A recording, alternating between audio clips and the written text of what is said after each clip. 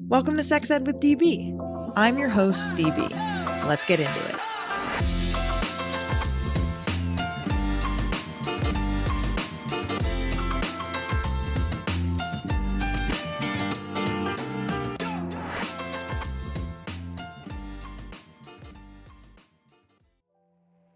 I'm about to get personal here, so listen up.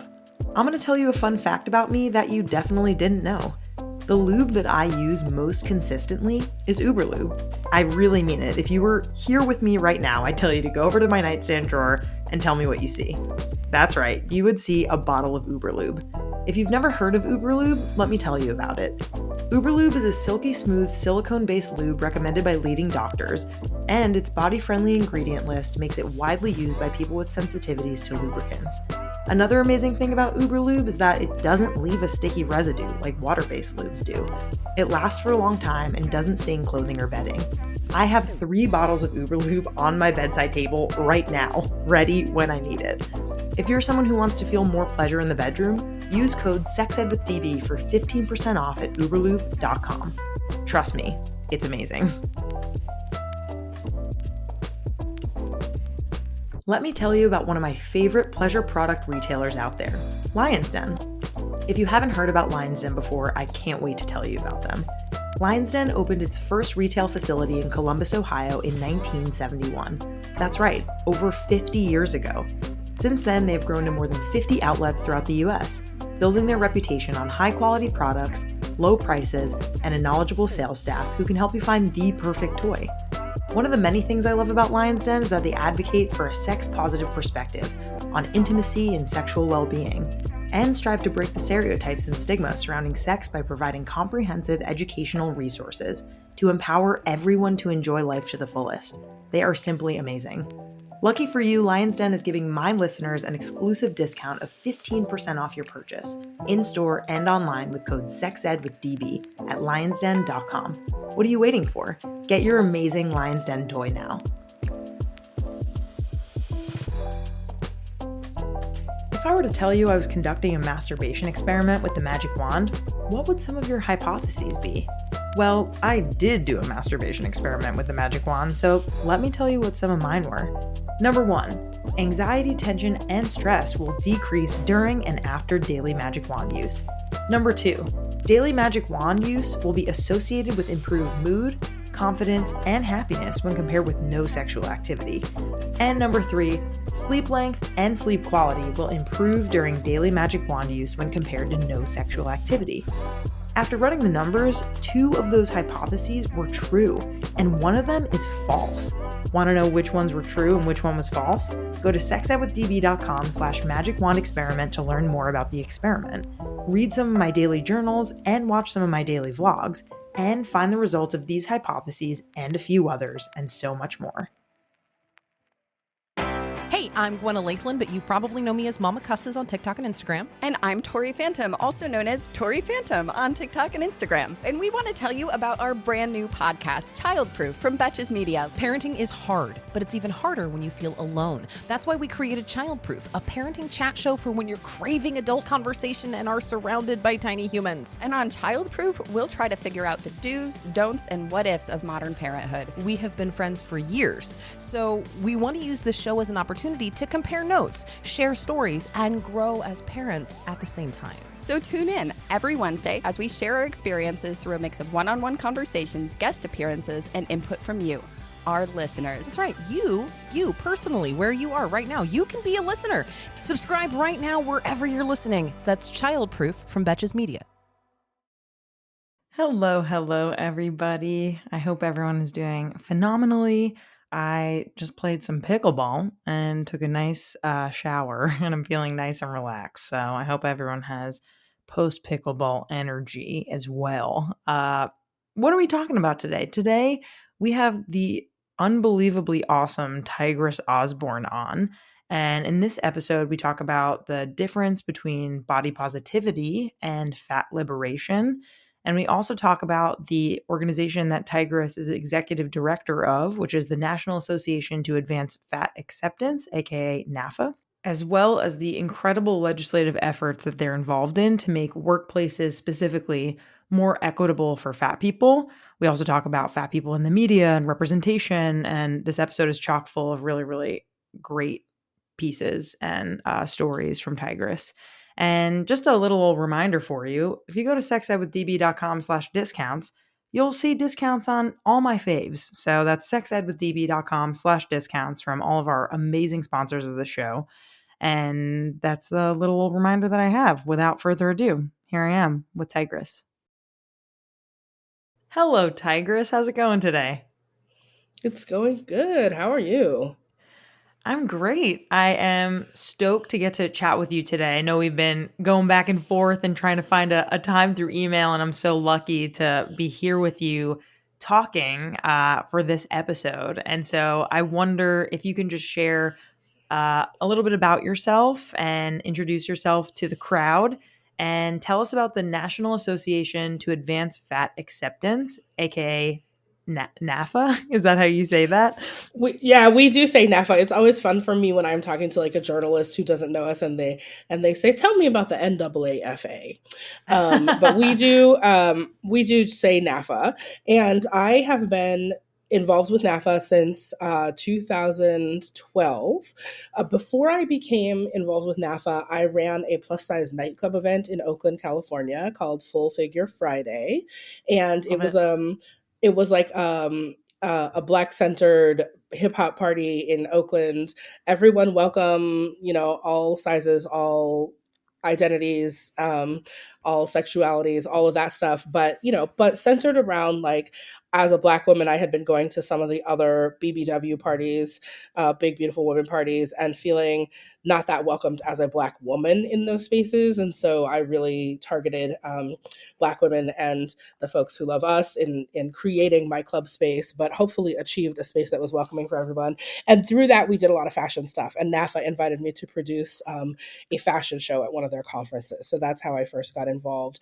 I had first heard of NAAFA when I was a college student. There was someone who worked on my campus who was very, very involved in NAAFA in Boston back in the early 90s. And I'd first heard about it from her, but it wasn't until I was in my 30s that I got involved by way of that fashion show. And so Awesome. A couple years later, it was awesome. It was a really great way to meet folks at NAAFA. And there were a couple of really active NAAFA folks who ended up being my fellow board members later, but Peggy and Darlene Howell, who I'd met at some other like conventions or I don't know if your listeners will know what a BBW bash is, but it's like a party convention for centered around bigger women and folks who are attracted to or love or have romantic sexual interest in bigger folks, and also for people to just meet each other and be in community with each other. And hang, yeah. And so bashes can be a lot of things to a lot of people, but for me, they were places to make friends and wear costumes. There were a lot of theme nights, and I love costumes. And so anyway, I'd met some of the NAAFA ladies at meet and greets at various events like that, but getting to be involved in the fashion show and then being invited to join the board, felt like a big deal to me. I knew NAAFA as this like historic civil rights organization for fat people. And so, it felt really special to me to be able to get involved. And so I've been involved since then. I became the community outreach director and then the board chair, and I'm now the executive director of the organization. Hell yeah. Wow. A lot of time spent at the org, and like clearly the mission super well. And yeah, could you share a little bit about what NAAFA does and kind of like the mission, the goals, like who you all work with, what your aim is? Totally. So NAAFA was founded in 1969, and it started with a mixed group of fat and thin people, fat folks and their partners, friends, small group. The official founder is Bill Fabry, whose brainchild it sort of was, but he was also helped in founding the organization by an author named Lou Louderback, who's the person who wrote what is credited as the first like fat power book.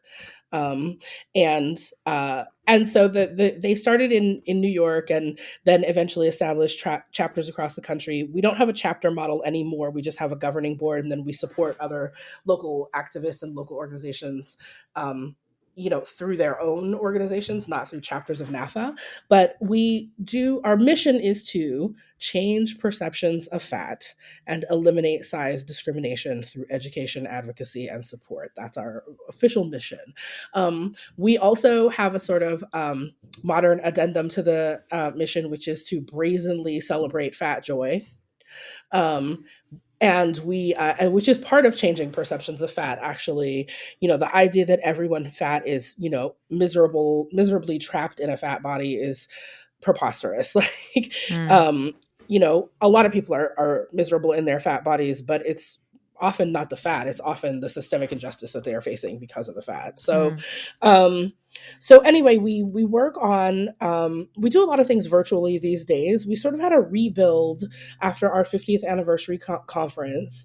We'd gotten to be a smaller organization and had not done a great job of reaching folks generationally as the organization's, core membership got older. And so when I came onto the board at 40, people were talking about me as like one of the younger people in the organization. And I was like, y'all know I'm not young to young people, right? And so I'm really excited to be able to say that our current so we're governed by a working board. Everybody on the board is a volunteer, and I was a volunteer until a few months ago when I was named executive director. This is our first paid staff position in many years. Wow. So we've been in a rebuild mode to strengthen infrastructure as an organization, but also to become much more intersectional than NAAFA historically was. NAAFA reached a lot of, thousands and thousands of people over the years, but was often experienced as a much more welcoming place for straight white folks than for folks with other identities. And we really wanted to change that. For folks who are listening and not seeing me on video, I am a Black woman of mixed race Blackness, but very strongly Black identified. And I am straight, but surrounded by queer beloveds. And I couldn't be part of an organization where Black and brown folks and queer folks felt like, is this really for me? Or is this only for me if I leave my other identities at the door? And certainly there were folks of various identities who had good experiences in NAAFA over the years. But we needed that to be more consistently true. We needed that not to be like isolated experiences, but to have people really feel like they were part of the collective. And so we've focused a lot on intersectionality in the last few years. We've also focused a lot on virtual programming, partly because of the pandemic, but also partly because we learned as the world started opening back up and places that had been doing virtual stuff started abandoning virtual stuff. We learned just how much it meant to people who, for a wide variety of reasons, ranging from, economic ability to disability, were finding it so much easier to feel a sense of connection through virtual events, to not be so isolated. And so we didn't want to be one of the organizations that have abandoned all of our virtual programming because some people could meet in person again. So we're still doing a lot of virtual programming. In fact, last year we did about 50 virtual events of, some of them are social, some of them are educational. We have an excellent crew of volunteers, and they range from like the 10-minute Instagram live to the, 60 to 90-minute educational workshop or interactive writing workshop. We have a whole crew of volunteers that help us produce virtual events, poetry workshops, virtual brunches. We had a drag story hour, like all kinds of different things. And this year we'll start doing a little bit more in-person stuff, especially as it relates to supporting legislation, which I'm sure we'll talk more about. But we're not going to abandon those virtual events. Might not be 50 every year once we're also doing more in-person things, but it will still be a robust virtual event programming. And so through that shifted focus and then through offering all that virtual stuff, we were just able to reach a lot of different people, a much more a bigger variety of people. And as people started reacting to that, then different people were interested in being part of leadership. So our board now has an age range of 24 to 69. We are over 50% people of color.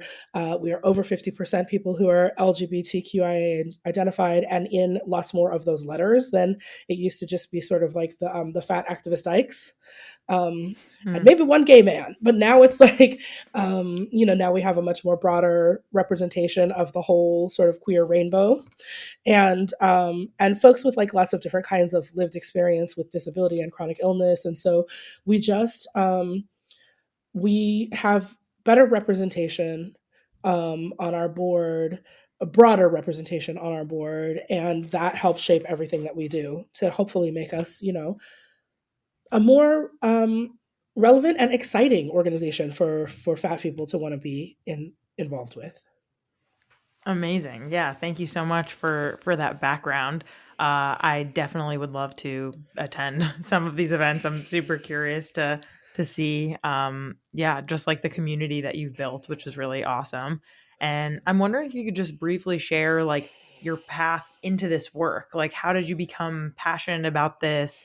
What was your experience like, I guess, before you joined NAAFA? Like what kind of made you interested in being in this work? So I was a fat teenager. I was actually a pretty slim kid. Like I had those when I was a kid. Kids sizes. Sounds so weird to people who are not of my vintage. But like when I was a kid, kids sizing, it was like you would be like a size 8, but then there was like a slim 8, a regular 8, and a husky 8. And I was actually a slim as a kid, and then puberty hit and things started changing.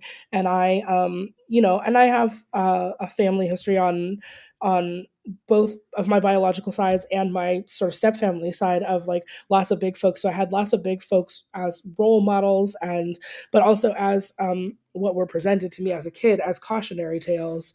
And so I was always very aware of like body size and what it meant to be, what my fat aunts were going through. And I should just say, like, I don't know how often y'all talk about this on your podcast, but at NAAFA we use the word fat neutrally. Sometimes we use it in a celebratory way, but we use it neutrally. And I just always like to say to audiences, like, I know it's a word that carries a lot of trauma for a lot of folks. And I'm going to say it a lot because of the way I've embraced it and because we have sort of a political stance around using it in that neutral way. But if you're listening to this and it's hitting you hard to hear the F word, I just hope that you take care of yourself, that you consider when and whether you can start to use it the way we use it at NAAFA, the way I use it in my personal life, but that as you are doing that, that you take care of yourself if it's a word that has a lot of trauma for you. And it had some trauma for me.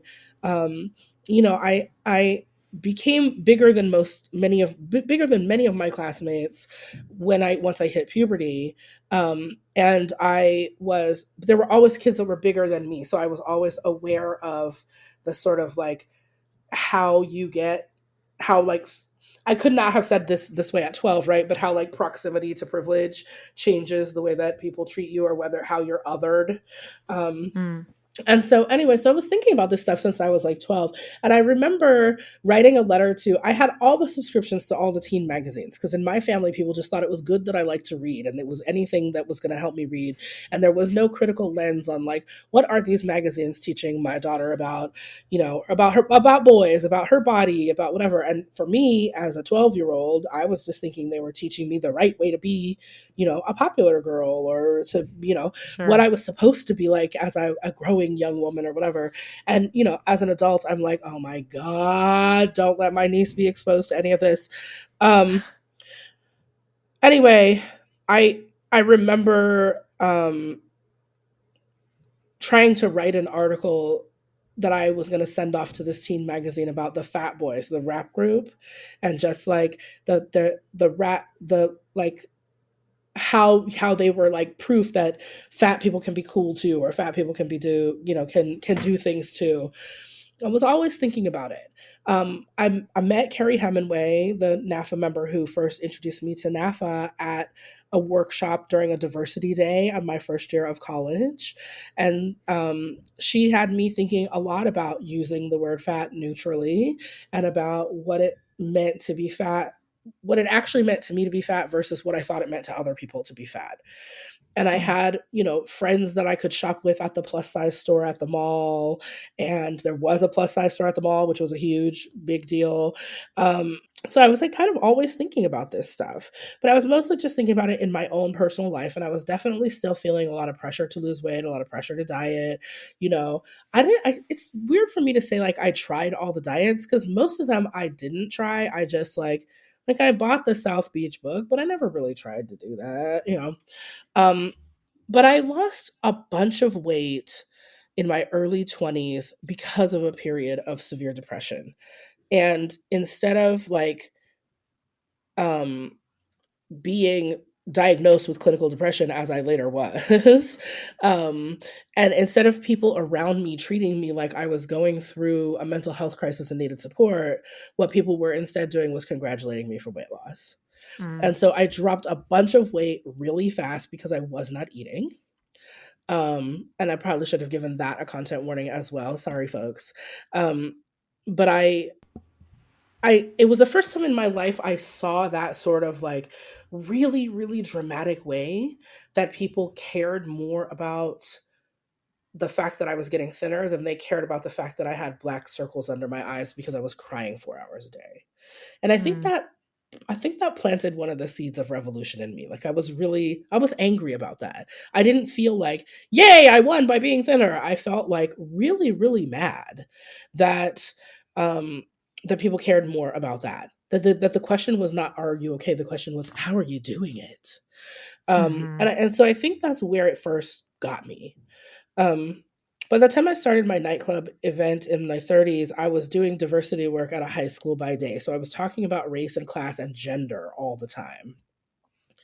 And then I started doing my nightclub event because I was sort of a late bloomer to going out to clubs and dancing and stuff like that. I'd been more of a homebody in my 20s. And I wanted to go to a space where I felt like nobody was going to be looking at me sideways for being the fat girl on the dance floor, or nobody was going to be, I was going to know that there were people there who were attracted to me and my body type. And so I started exploring in the Bay Area where I was living at the time. There were, at that time, 2 plus-size nightclub events, 2 BBW clubs. And I started going to those, and then I started my own. But when I started my own, I wanted it to be more focused on women of color. And I also wanted to have a little bit more of that, a little more body politics. Like, I'm a feminist and I'm teaching women's studies by day. I didn't want it to just be like, where is the place where men go to look at big booties? But also like, and that's fine. Like, look at the big booties and enjoy that, whatever, respectfully. But like, I also wanted to think about like, well, then what are the people who come to my club going to know about other stuff the rest of the week? Like, I want to throw the hottest party on Friday nights for big girls in the Bay, but I also wanted to think about things like supporting NAAFA, or, fundraising for other charities or things like that during the week. Right. So that's like kind of the path, right? That's kind of the path. It's like I went from being, the teenager who developed a little earlier than a lot of other folks. And like, I was very, when you're a kid, they're still doing things like publicly weighing you at school. And so I was still very aware that my number was higher than everyone else. My 9th grade, I've told this story to people before, and so like it sounds so ridiculous, but like my 9th grade biology teacher had us chart our weight on like an overhead projector, like in front of the whole class. Oh my God. And I remember, like, I was not a kid who was very, I was very guilty about lying. So I wanted to lie though, because I didn't want everybody to know my real weight, but I felt really guilty about lying. So I had a lot of angst about it. And then I also felt like if I lie too much, it's just going to be laughable because everybody's going to know that I don't weigh the same as this person sitting next to me or whatever. So I was like, I was like a little scientist trying to calculate the perfect lie of my weight so I didn't have to reveal my real weight. And then I put it up there, and everybody else had also lied. So I was like, also, that's still the biggest, like the heaviest kid in the class other than the linebacker. And so I just like, there are these like standout moments of like, I can laugh about that now, but as a teenager, I was not laughing about that, That's traumatizing. Yeah. Mm-hmm. Wow. Well, thanks for sharing all that. I do think, yeah, like being like just having conversations in this work with other people who have had similar experiences, and when like it's really about like power, right? Like taking back your power in your body and like Mm-hmm. whatever you can do to feel like best in your body. And I feel Mm-hmm. like that's really wonderful that you're able to kind of like tell your story and share that, even though it's vulnerable and even if it's challenging at times, in order for other people to feel like, hey, I experienced that too, or I know what that Yeah. feels like. It makes people feel less alone. Well, and we have, I think And I also have some sort of cultural touch points in common with a lot of people of my age group. I'm 49 because I was in 8th grade when Oprah went through her first major public weight loss. And I was a child and teenager when Richard Simmons was at the height of his like, pop culture icon kind of status, which is all built around dieting. And I love to tell people who've never heard about them, who've never heard of her, about Susan Powter. Do you know who Susan Powter is? no. So, okay, so Susan Powter was this infomercial diva. She had a whole like huge diet industry. Like she sold exercise videos and weight loss books, and she had a studio. I think she was in Texas, like an exercise studio, and people would like make the pilgrimage to her exercise studio to work out with her. But this was at the height of television infomercials when they'd, come on and just like spend half an hour selling you a product. And her thing was called Stop the Insanity. And her whole thing was like, I'm a feminist, and as a feminist, I get to have these, 5-inch red nails and my platinum blonde hair and my red lipstick and my sexy clothes. I'm a sexy feminist, and damn it, I just want to help you get free by losing weight so you can be a sexy feminist too. Oh, And wow. and so her whole thing was diet culture is insanity. And so it was Stop the Insanity, and she would come in and she'd be like, Stop the Insanity. And then she would sell you her diet products, which were Ay, ay, ay. a quote unquote lifestyle change, not a diet product, right? And so it was, but like I had her book on tape. Like I would just walk around town listening to her book on tape on my Walkman. That's really dating myself, but because it seemed like one of the things I realized as an adult is that some of the things that really spoke to me via diet culture as a teenager and a young adult, the reason they were speaking to me is because they were people who were acknowledging the stigma and the prejudice and sometimes the blatant discrimination that fat people faced. So like in Oprah's Make the Connection book, she talks about what it felt like to be a fat woman. Nobody else was talking about that. Nobody else was, and like she's talking about it with the ultimate. Well, I didn't know who else was talking about that. There were books like Shadow on a Tightrope that I wasn't exposed to until later in my life, where fat women were writing about the oppression they face in the culture. But when I was 19, I did not know about the Fat Liberation Manifesto declaring that fat people have the same rights as everybody else, right? So what I Mm, knew was be invisible as a fat person until you are on a weight loss journey. That's what I knew. Unless you are mm, willing to be the butt of the joke, or you are, um, you know, or maybe if you are one of a handful of amazing Black female and femme celebrities, but who also are sometimes being cast in mammy type kind of roles for people, right? So like those were the options, right? And I didn't know there were other options for just like sort of, I mean, I had some sense through my own aunts on one side of my family that you could be like sexy and fat, you could be sassy and fat, but they were still always talking about losing weight. And mm, so I just didn't have the exposure to people talking about how much it hurt to be fat, except through the sort of introductory parts of these diet books where people talked about how hard it was to be fat, and then they talked about losing weight. And if inevitably, like right? It's like always kind inevitably, of how because it moves too. yeah, and that's what they were trying to sell. They're talking about the hard parts of being fat, to think about how you change yourself, and ultimately usually how you buy their products to change yourself. And somewhere it clicked for me that And I think through some of that early exposure to NAAFA, and then through books like Marilyn Wan's Fatso was really instrumental to me. I remember the first time I saw it on the shelf in Barnes & Noble in Richmond, California, where I was living. And it has this little dancing, curvy, fat woman on the cover. It's this brightly colored book. It's fat, ! So ? And it has this, she's sort of got like this vintage hairstyle. And there's actually like, you can flip through the book and she dances. It's like one of those, where you flip the thing and the little character moves. But I remember like, that's how much that book meant to me. Just like, I clearly remember the first time I saw it because it was so rare to see a fat body in a positive light. And around that same time, I read Losing It by Laura Fraser, which is like an investigation into diet culture and weight loss. And it talks about weight loss surgeries, and it talks about Richard Simmons, and I think there was a Susan Powter chapter too, but like it talks about these things from a like investigative journalist critical kind of perspective. Like, what if we didn't approach it the way we're approaching it, right? And that's where I started to shift, was in that sort of like mid-20s range. I was in this Yahoo group that was for fat Black women who were trying to lose weight. And it was called like Thick and Healthy Sisters or something like that.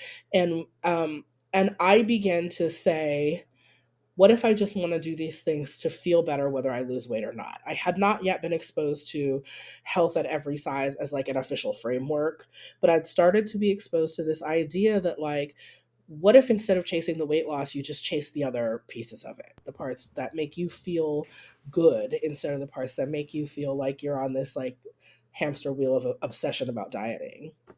And I remember kind of being like, telling the group that like, this is what I think I'm going to do. I'm going to not focus on the number on the scale. I'm just going to focus on the other aspects of this. But I don't remember their reaction. I think more of not being in that group anymore was just like the internet was changing and I was doing something other than Yahoo groups. But I remember like those moments all happening around the same time in the sort of like mid to late 90s, that it would have been sort of right before things like Tumblr took off with more like body positivity, or like I have a lot of friends who talk about like the early days of LiveJournal being places where they discovered people. For me, it was more in the books. And then it was in, MySpace and Facebook and things like that. But the internet piece, wasn't as prominent for me as it was for some of my contemporaries, but those two books made a huge difference for me.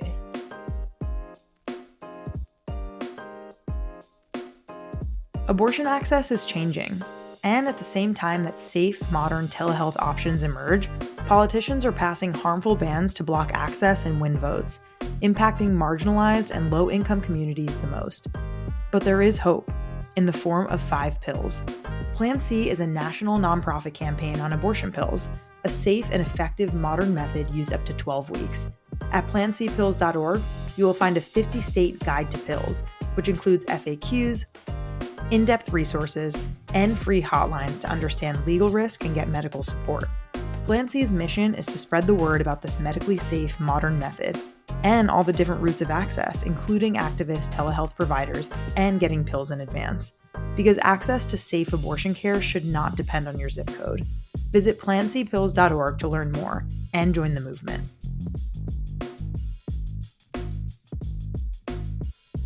Ever since getting engaged to my wonderful fiance, I've been thinking about ways to keep things fun and novel between us, but I, of course, want it to feel organic. I want to be able to feel sexy and comfortable in my body while trying something new. Thanks to Lion's Den, a new adventure I've been exploring is the world of lingerie. I never really was a big lingerie girl myself, but once I started trying on lingerie that accentuated my curves, felt super soft to the touch, and made me look in the mirror and felt wildly confident in my skin, that changed pretty quickly. Plus, when I searched for what I might like on Lion's Den's website, I saw models that actually looked like me. They were curvy and thick and voluptuous, and it made all the difference to see models that have my body type. Want to join me in my new lingerie chapter? Right now, you can use code SEXED for 15% off your purchase in-store and online at lionsden.com. Follow them on social media at LionsDenAdult on IG and TikTok for exclusive offers, deals, and giveaways. Let's talk about a lube I absolutely love, Uberlube. Uberlube makes sex better for everyone by reducing friction and increasing pleasure. Whether you're using it for solo sex, sex with a partner, or both, Uberlube has a long-lasting performance that lets skin feel skin. It has simple, body, and condom-friendly ingredients, is scent and color-free, dissipates when no longer needed so there's no sticky residue, and is recommended by leading doctors. Use code SEXED for 15% off at uberlube.com. Yeah, and I really like this piece that you hit on around us not talking about like how eating vegetables like makes your brain feel good and how like going on a walk makes you happier. Like there isn't really now, I think there is more than ever before that emphasis, I think, with like the body positive movement and the fat acceptance movement. But I don't think that has been the norm. I think it has always been tied to the number on the scale. And so the more and more that we can really separate those things and really appreciate mental health and like the way in which we feel in our bodies and our confidence, and like how exercising leads to endorphins, which can like decrease depression. Like there are like all of these things that are now I feel like starting to be separated from the number on the scale. And Yeah. on this podcast, we've talked about fat phobia and body acceptance, but I often think that these two topics get used interchangeably, right? While like the messages and the goals are actually very different. So I'm wondering if you can talk a little bit about the framework that you all use at NAAFA and kind of the differences between those two. So NAAFA, I mean, what's in our name, which we're not entertaining the possibility of changing the historical name of the organization, but the in the name is the word the term acceptance, right? Fat acceptance. And when we think about fat acceptance, what we're really thinking about is the sort of tolerance level, right? Just we're here, just accept that and stop trying to change it, right? Just let it be. That's a little bit different than celebration or liberation, which have more of a goal of like not just do you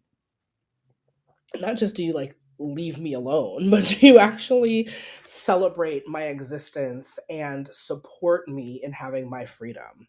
And so we use a fat liberation framework now. For me, the fat liberation terminology really goes to the Fat Liberation Manifesto, which was created by a group called the Fat Underground in the early 1970s.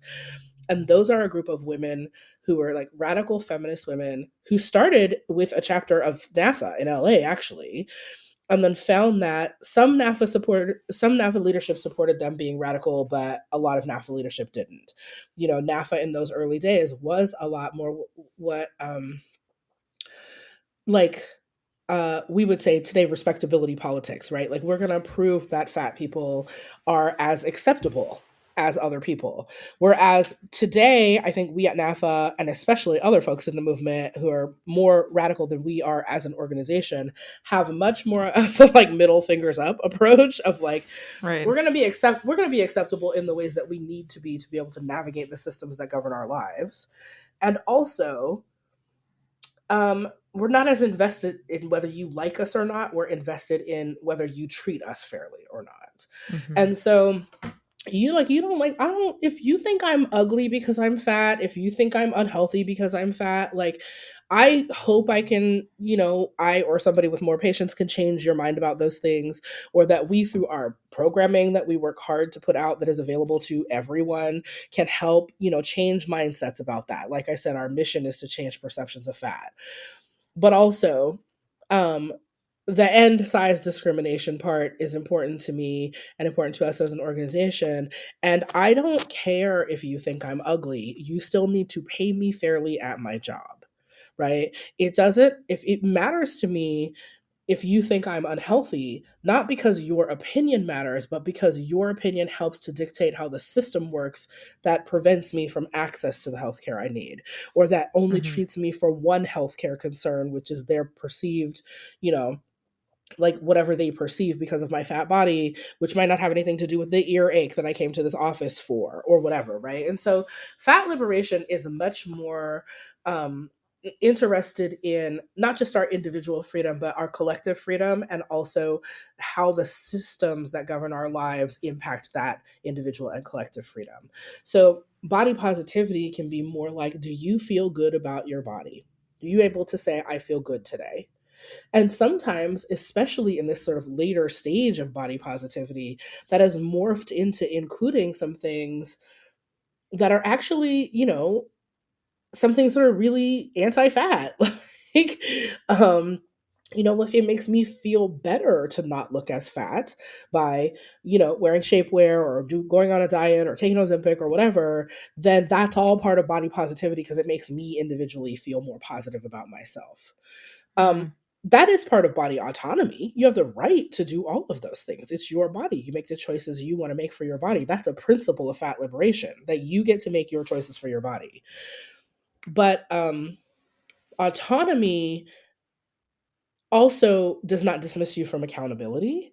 So if the choices that you are making have a community impact or a collective impact, or the things that you're saying about your choices have community or collective impact in terms of sort of reinforcing horrifying stereotypes about fat people, or, you know, codifying beliefs that other people have about fat people, you know, that you're just using your individual anecdotal experience and that's not necessarily a universal experience. Like, it's all complicated. But that's the thing, is like, fat liberation is gonna be complicated because we're interested in community care, and that means balancing a bunch of different opinions and different needs and different um accommodations to make the community, you know, equitable to people. And like, body positivity started out as that. It started out as sort of synonymous with at a minimum acceptance and at a maximum liberation. But as it got more and more co-opted and more diluted, it got further and further away. I mean, the first people using the term body positivity were people like fat activists, um, and people in other social justice spaces or other, you know, marginalized identity spaces. When we talk about body positivity today, we are usually talking about the movement that kind of grew out of Tumblr and Instagram in the early 2000s. That's not actually when the term body positivity first started being used. It was first used by some of the people who founded Health at Every Size. And so it's been, you know, being used since the 90s. I always tell people that Deb Burgard, who is like a really brilliant community advocate and therapist who specializes in working with people around body stuff, body eating disorders and other body stuff, has owned the website bodypositivity.com since like the beginning of the internet. So like, this term didn't just pop up in 2005 when people were hashtagging it on Instagram. But when we talk about it today, we are kind of talking about that like early 2000s era. And that a lot of that early work was done by, you know, Black women and femmes, queer folks, disabled folks, people from the communities of, you know, amputees and folks with scars, like people who were outside of mainstream beauty standards and far outside of mainstream beauty standards. And as the term got more and more popular, you know, it sort of tipped the balance more towards people who are barely outside mainstream beauty standards, or who are manufacturing ways that they are outside beauty mainstream, like they really still are inside mainstream beauty standards, but they feel fat, they feel unattractive, and so they're manufacturing ways to showcase that so that they can be influencers around these issues. And so, you know, body positivity has changed a lot. But and fat, you know, I think fat liberation has changed a lot too. It was foundational, like in the fat liberation manifesto. The Fat Underground talks about being in solidarity with other social justice movements. And the most radical fat activists were always trying to do that. But mainstream fat activists, including folks at NAAFA, were not always good at that. Sometimes it was the anti-fatness in those other movements. Sometimes it was the unrecognized or unadmitted, racism or homophobia or whatever in our movement. And sometimes it was a well-intentioned sort of like, well, we should focus on the thing we're expert on, and we're expert on being fat. So we should focus on that, stay in our lane, and let other people do racism and let other people do sexism. So like there's a whole bunch of reasons why it wasn't historically as intersectional as it is now, especially at NAAFA. But the long and the short of it is still that meant it wasn't as intersectional, and now we are working harder on that. But it's like body positivity has gone the opposite way. Like body positivity started as being all about folks who were marginalized, and now so much more of the focus is on folks who have lot more proximity. It's everybody, and it's anything that makes you feel good in your body. So if that thing is something that contributes to the oppression of other people because you're legitimizing standards that other people are oppressed by, that's okay because it makes you feel good. So you get to still say you're body positive. Right. That's the biggest critique, right? Totally. No, I think all of this is super well said. And I think the piece around the differences between bodily autonomy and body positivity and fat liberation, like these are all things that are kind of used interchangeably sometimes, and they're just not. And I like the piece that you said around holding yourself accountable if what you're doing, regardless of whether or not it makes you feel better, if it is influencing and kind of solidifying and codifying these things that are making other people feel worse, then like that's not necessarily a positive notch in your belt. It's more of the same, right? Well, and is there a way to engage in an oppressive capitalist system? Is there a way to engage in things that make you more acceptable to the system without being oppressive to other people in some way or another? That is super complicated. And if you're not going to just like reject the whole thing, can you reject only parts of it and still have that be like a harm reduction model? Or are you just still responsible for the harm that you cause, right? And ultimately,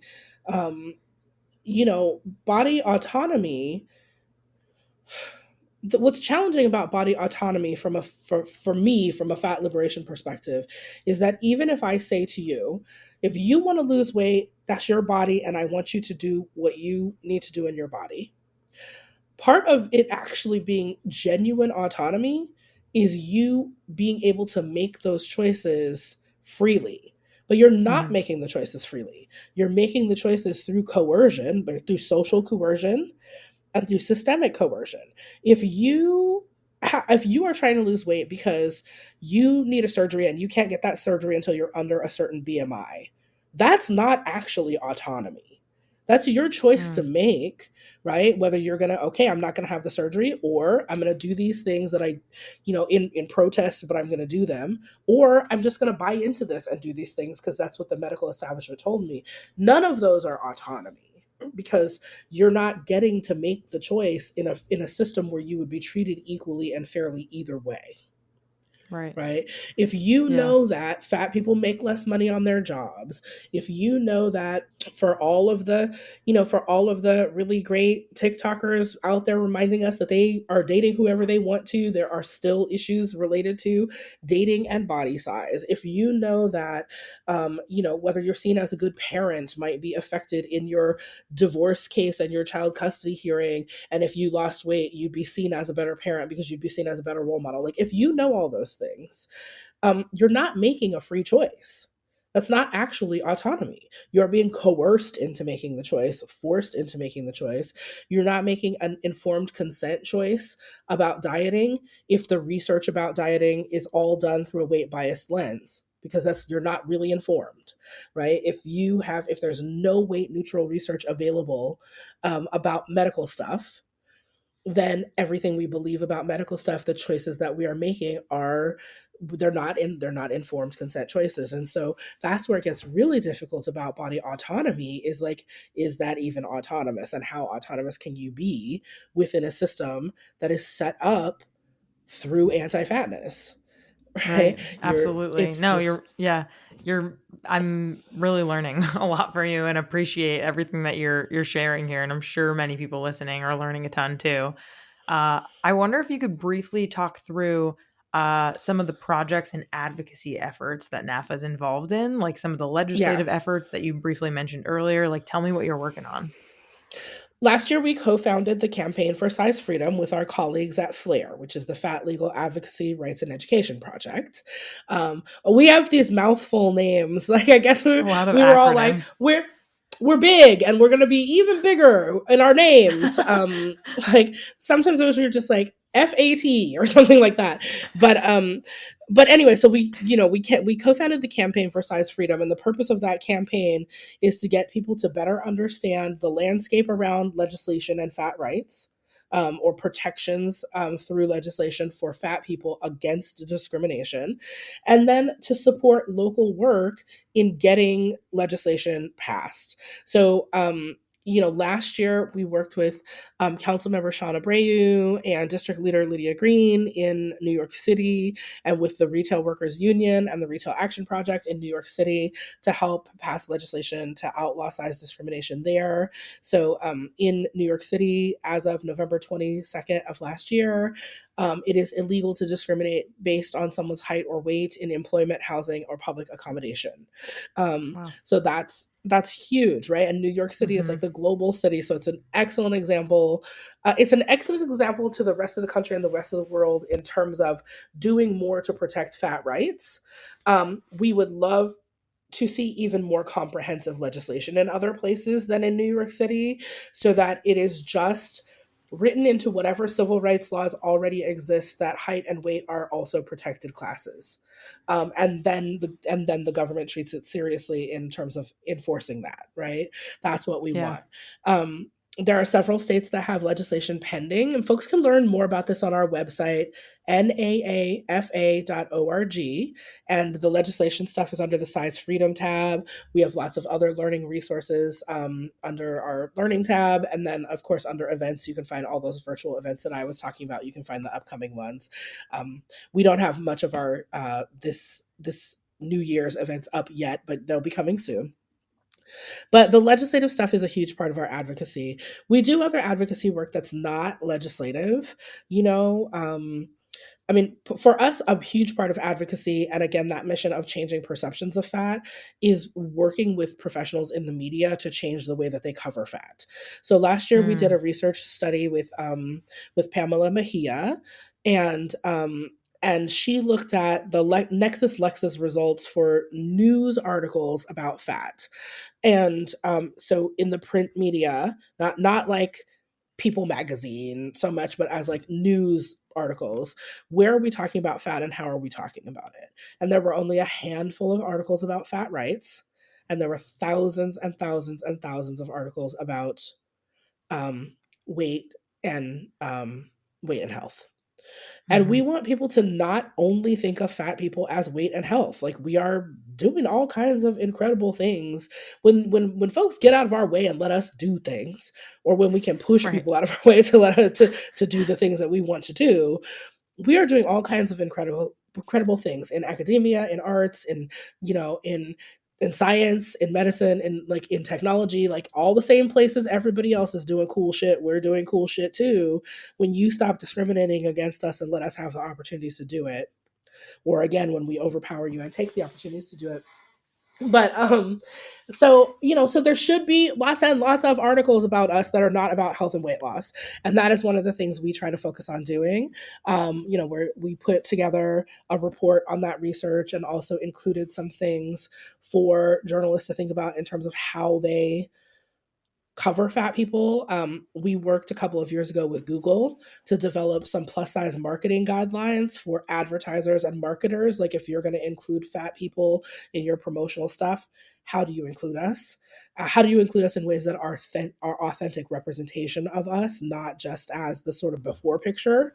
Because like we've been the before picture, but that's not what we are in our lives. We are the right now picture in our lives. And so Right. how do you show us as the right now picture, or the right now people? So I think the media representation stuff is an important part of our advocacy work.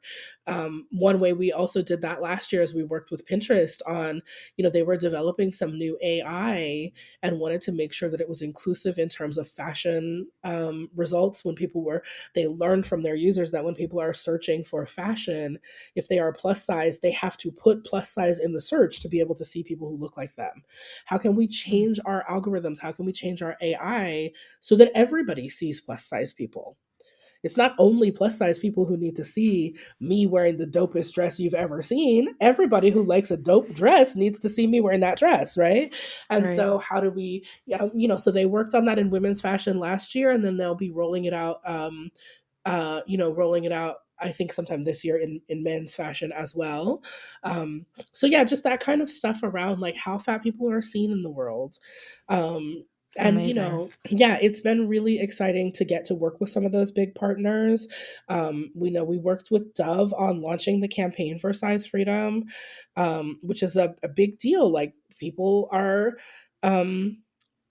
in body positivity can see Dove as a leader, or they can see Dove as a co-opter, and I think both are true to some extent, but this was definitely a great leadership moment for them.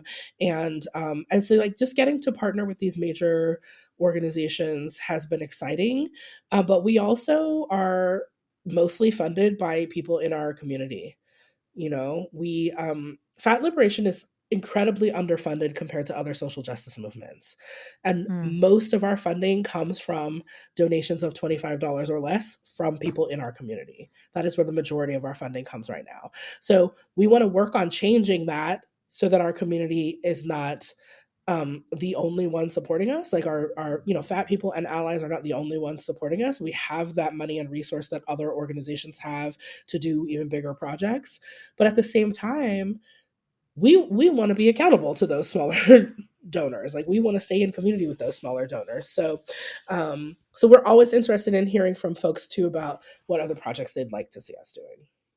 Amazing. Yeah. Thank you so much for sharing all that. You guys are kicking ass. It's so great to get to chat with you and really hear about all the wonderful things that you're working on and doing. So thank you for being on. I wonder if you could share where people can find you and your work, and also where people could check out NAAFA. I know you mentioned the website, but maybe if you can share some socials, as well as if they want to Yeah, donate, and then just the website link one more time. absolutely. On everything except Facebook, we are at NAAFA Official, NAAFA Official. On Facebook, it's facebook.com/equality at every size, but you'll probably get us if you just type NAAFA. There's one other NAAFA in the world, but you can tell if you got to the fat people or not. And then we're most active on Instagram in terms of socials, but we post on Facebook, LinkedIn, Twitter/X, and we're working on getting more of a TikTok presence this year. We, our website is naafa.org. And then if you want to follow me personally, my personal account on Instagram, which is again where I'm most active in a public way, is I of the Tigress. So it's the letter I and then OF and then my name, Tigress. And Genius I'm handle, happy. by the way. Thank you. Eye of the Tigress, like EYE, when I went to try to claim that as a domain name, I think the person who had it was a fitness professional. And I just wonder like how often they get some like either fat trolling or like radical fatty stuff because somebody thinks it's me. So I've Right. always wondered that, but I've never reached out to ask them. But anyway, yeah, so Instagram is the best place to find me on socials. That's where I'm most active. Again, would like to be establishing a bigger TikTok presence, but would also like to never be on TikTok ever in my entire life. So I'm, It's rough out there, balancing, yeah. balancing. Yeah, it's like I don't even know if I could say the Wild West. It's like uncharted territory, and I don't. Right. I'm happy to just watch other people's TikToks when people of my age post them on Facebook. So love it. Anyway, but that's where to find me. And then, of course, signing up for our NAAFA newsletter will get you, if you like getting things to your inbox, you can, on our website, you can sign up for our newsletter, and then you'll get once a month from us updates from NAAFA, and then also special alerts when there are big things happening, like big legislative news or things like that. We also have a petition on our website for the Campaign for Size Freedom, and the more signatures on that petition, the more we can, not just use it as a tool for communicating with legislators, but also use it as a tool for getting the media to pay more attention to these stories about legal discrimination and making that kind of discrimination illegal.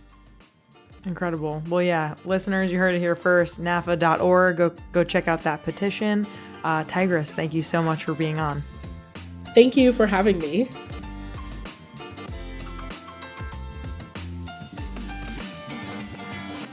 Our creator, host, and executive producer is me, Danielle Bezalel. Our producer and communications lead is Catherine Cohen. Our producer and communications coordinator is Sadie Leegee. Our marketing coordinator is Kate Fiala. Our music theme is by Hook Sounds. Thanks so much to our featured guests, partners, and listeners. Want to partner with us? Email us at sexedwithdb@gmail.com. For more sex ed content, follow us on Instagram @sexedwithdbpodcast and on TikTok @sexedwithdb. Want to rep us with some brand new Sex Ed with DB merch? Go to sexedwithdb.com/merch to check it out now. See you next time.